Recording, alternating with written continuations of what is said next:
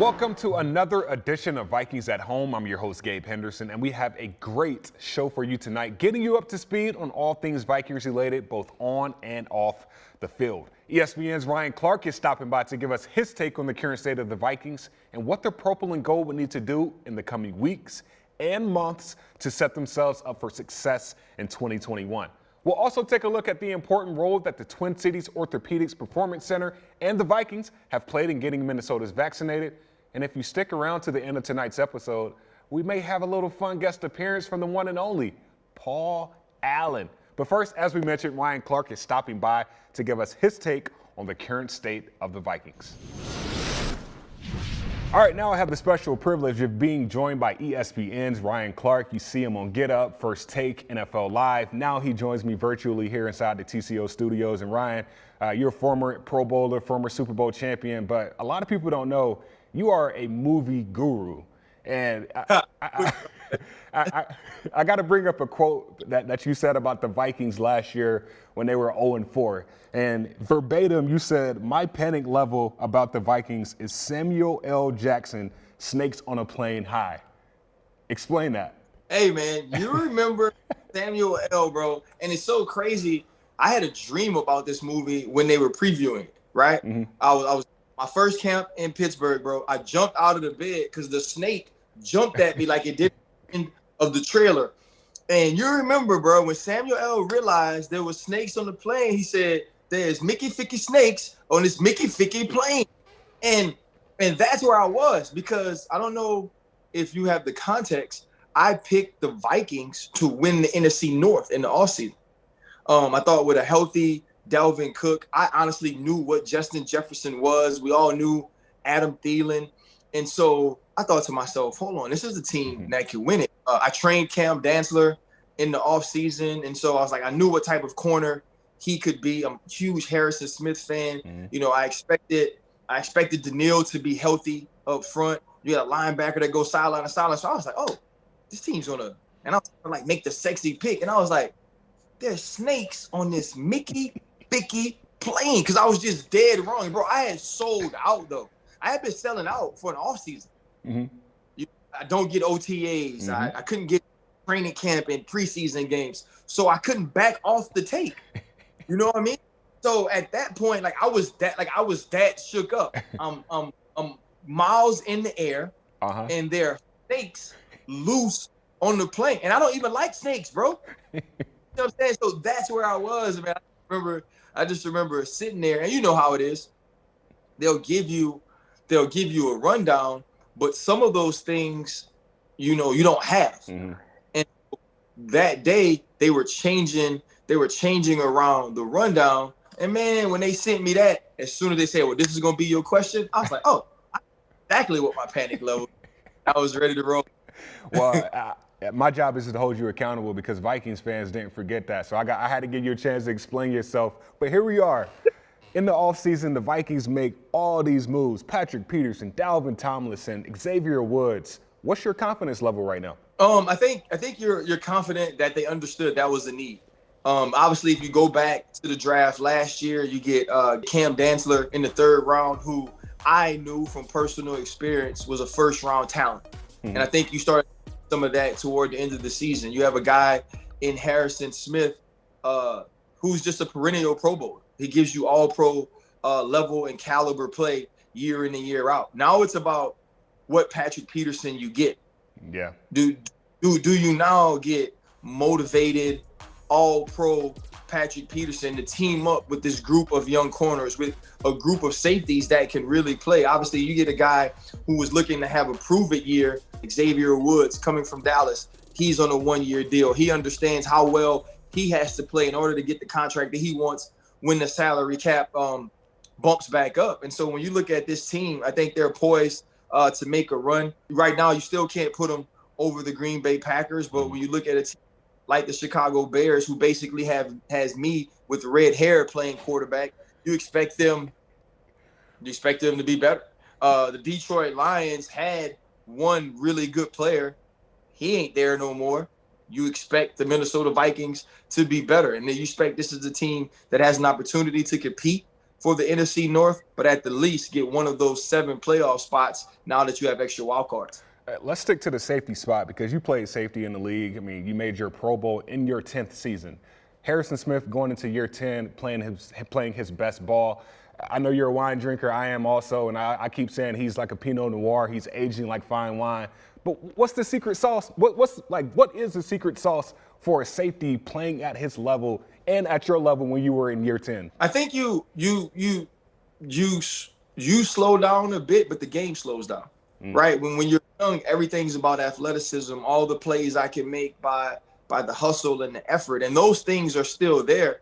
But now it's also for 9 years, I've seen you do this, right? I've seen the way that you attacked me. I know the adjustments I need to make from alignment, from assignment, from angle. And Harrison Smith does all of those things. But you add that to elite level skill, right? This is a guy who's an extreme ball hawk. He's extremely ball aware. He's a great tackler near the line of scrimmage. And so you put all of those things together with the experience of having seen it, having watched film on it for so long, and that's what you get. An opportunity. I did something on Adam Thielen a couple of years ago in training camp. I had an opportunity to just chop it up with Harrison. Just so cerebral, so smart in the understanding of how he's going to be attacked, but also how he's going to attack offenses. And, you know, for me, I was actually talking to some guys I trained this morning.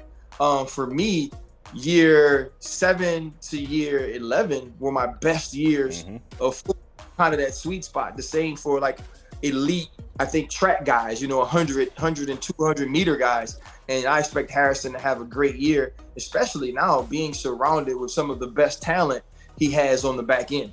You talked about Cam Dantzler. We know that the biggest jump in the player's career comes from year 1 to year 2.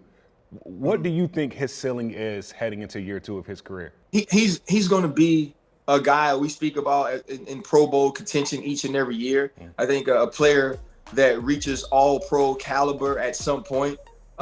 You know, he's down now working with Mo Wells, who's a good friend of mine, trained with me. He's now at House of Athlete. So you see that level of maturity, right? Understanding I had an extremely good year last year, especially as the year finished. And then also just talking to him and speaking about, you know, getting beat deep early on in the season against the Green Bay Packers. Yeah. Him saying, yeah, man, like even the lights were different. You know, everybody run off for me in that way. And sometimes it's having the recollections of those events and those moments that drive you in the offseason to be better. But then you can also think of the big interception late in games down the stretch of the season, the big dues, the forced fumbles, and the different things that he was able to do that also adds to your confidence. Terrell Buckley, who's a great pro, a college football Hall of Famer, was his coach at Mississippi State. And when Cam was really young, when he first started coming down to train with me during his spring breaks, he told me, he's like, I got one. This kid's a pro. This kid's a star. And he kept saying those things. He's like, he's so smart. He can bend. And so I think now Cam takes a step into being one of the top tier corners in the league. And then I think he has kind of that Jair Alexander ascension when you get to year 3, year 4. That's the type of player I believe we see Cam Dantzler become. So we've seen the Vikings, you know, attack this offseason on the defensive side of the ball. But, you know, the Vikings' 4th best total offense in the NFL last year. What is the next step for the offense? We've seen the defense make moves, but what about this offense? This team went from having 2 number ones to still having 2 number ones at the wide receiver position. Obviously, Kyle Rudolph is now with the New York Giants, but now it's time for, you know, the young gun, the other young gun from the 504 to step up, be huge at tight end. Right, become the pass catcher that you saw him be in college, and so you're expecting that from him. But for Justin to come in, get you 1,400 right away, become a Pro Bowler when Adam Thielen is still on the team, when Adam Thielen is still in his prime, I think that's huge. And you tell me what running backs you'll take over Dalvin Cook. I get in a lot of arguments. People are like, "Well, Derrick Henry." I'm like, "No, I don't want him either. I want Dalvin Cook." You know, Alvin Kamara. I was like, "I'd take him, but I want Dalvin Cook." When you have a guy who's able to give you the big play like he is, but also churn out the extremely tough yards, I think it's important. Man, it's about Kirk, though, man. Yeah. And I think we have to stop being at a point where we're asking Kirk to ascend to a top tier, right? Kirk is who he is. What you're asking Kirk to do is be his best in the most critical moments. We saw it 2 years ago in the playoffs against the New Orleans Saints, right, where he outdued Drew Brees. What you're asking Kirk now is, you've kind of overcome all those little stupid statistics about not winning games at nighttime or prime time or not winning play. You kind of overcome all those things. So now it's not about a consistent greatness that puts you in the top tier of quarterbacks. It's about a timely greatness that wins you football games. That's the difference between the Minnesota Vikings being a team that can be mediocre or a team that can be an NFC contender for the NFC Championship. Last question, I'm going to get you out of here. The Vikings will win the NFC North this season if Jordan Love is the starting quarterback of the Green Bay Packers. I love that answer, man. Well, hey, it's honest. I mean, Green Bay Packers still got Aaron Rodgers, right? And when you put, like you said, Cam Dancer, when you put Aaron Rodgers against a 21-year-old in the first game of the season, chances you get some of that. Right. But, I mean, the ascension is there. And with that said, would you say the Vikings can contend for that spot, though? Yeah, listen, man, I told you, man, before the Snakes got on the plane, I was very happy with flying Vikings last year. I expect them to be better. You don't think a Mike Zimmer's team starts that way again. And also necessarily, you don't believe that the Packers, who are 26-6 in the regular season, have another 13 in them. Right. And so it was 13-4 this year, obviously, with the 17-game season. But that's a difficult thing to do. And if you're looking at the Minnesota Vikings and thinking in 17 games that they can win 11-12, they're in contention for the NFC North. And if the way things fall, if you win those games against the Green Bay Packers, when you get them in the Dome in Minnesota or outside in Lambeau, that's a team that has a chance. And so it's all about health. It's about the new pieces fit on this team, and if they fit well, it's about Kirk Cousins having an opportunity with one play, with two plays, with one series of being better than Aaron Rodgers during those stints. Absolutely. Well, it all starts with the NFL Draft on April 29th, live on ESPN, April 29th through May 1st. Ryan, I know we'll be hearing from you from now between then, but thank you for joining me today, man. My man, you have a great one. Absolutely. Once again, thanks to Ryan Clark for stopping by, but shifting our focus to off the field for a bit, the Vikings have been using their platform and their voice to help get our fans and surrounding communities back on track following the devastation that COVID-19 has placed on all of us. Recently, we opened up the Twin Cities Orthopedics Performance Center as a community vaccination site with the help of the current and former governor, as well as hundreds of volunteers. Let's take a look back at some of the sights and sounds from our most recent vaccination event.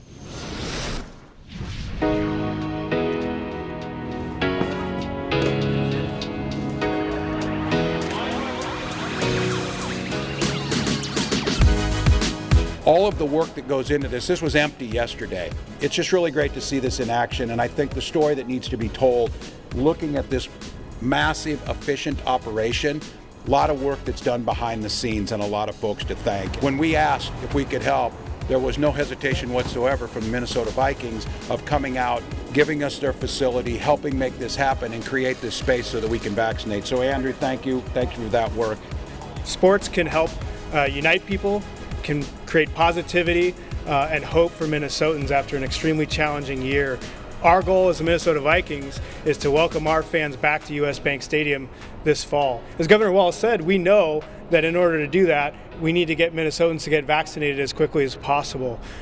So, as an organization, we strongly encourage Minnesotans to sign up for the Vaccine Connector and to get vaccinated as soon as you're eligible. And it's a delight to be here today. And Governor Walz and I agreed that he's going to get his shot in his left arm. I'm going to get my shot in the right arm as a sign of bipartisanship. Anyhow, we are ready, I guess, for our shots. Maybe.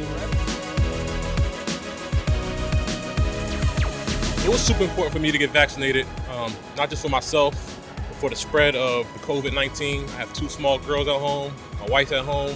So it's about protecting the people around you, your family. I think the sooner that everybody can get vaccinated, the sooner we can get back to life as normal. The sooner we can get back to our sports, the sooner we can take our kids out to have fun, the sooner we can get back to normal life. So my main reason was to protect myself, protect my family, and protect the public so we can get back to life as normal.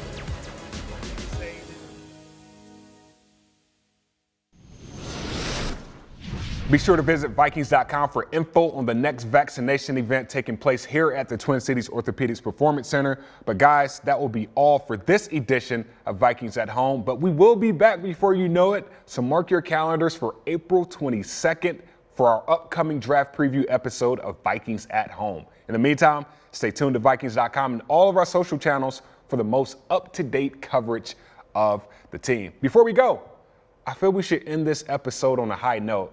And it's hard to imagine anyone more passionate about the team in purple than voice of the Vikings, Paul Allen. Let's take a look back at some of his best calls and reactions during the 2020 season that I guarantee will get you excited for the upcoming 2021 season.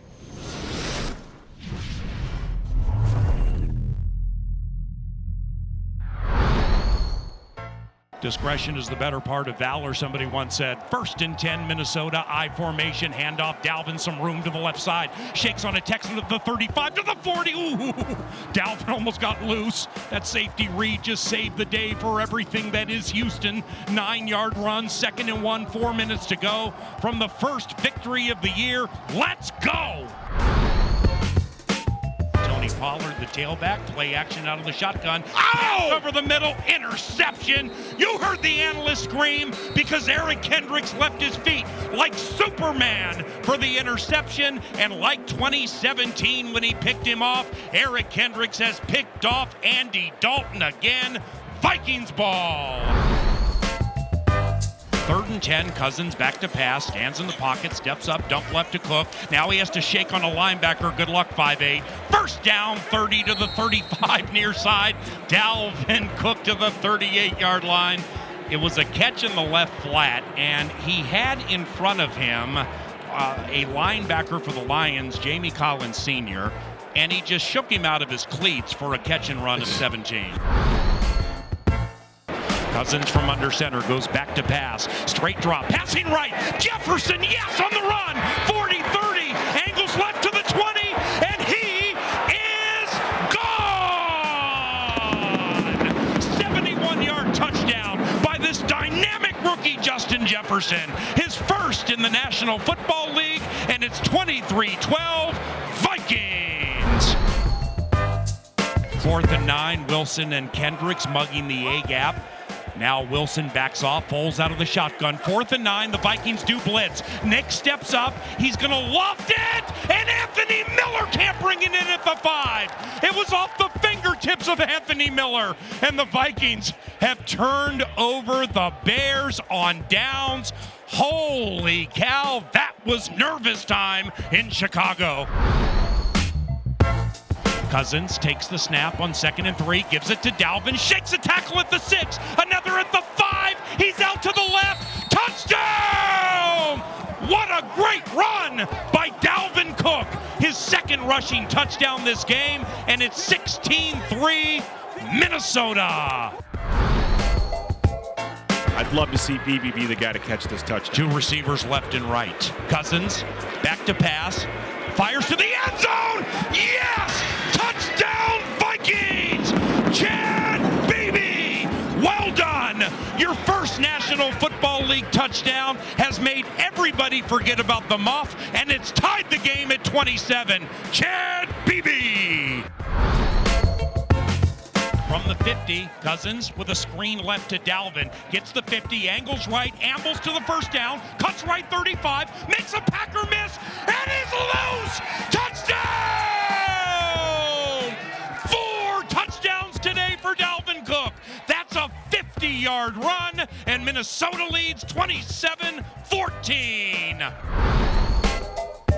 3rd and 3, Cousins 6 of 6, 2 receivers left, 1 right, back to pass, fade for the end zone, and it is caught!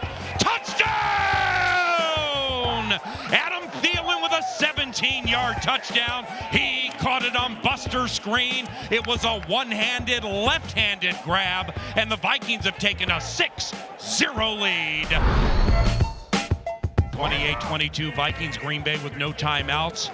And 11 seconds to go in the game. Rodgers on a very deep drop, rolls out to the right. DJ Wanham, he crushed him! Yes, you did, DJ Wanham! Smacked him from behind, and that is the ball game! 28-22 Minnesota. Border battle 121 goes the way of the purple, and the Packers got cooked by Dalvin domination. A second win has never felt so good.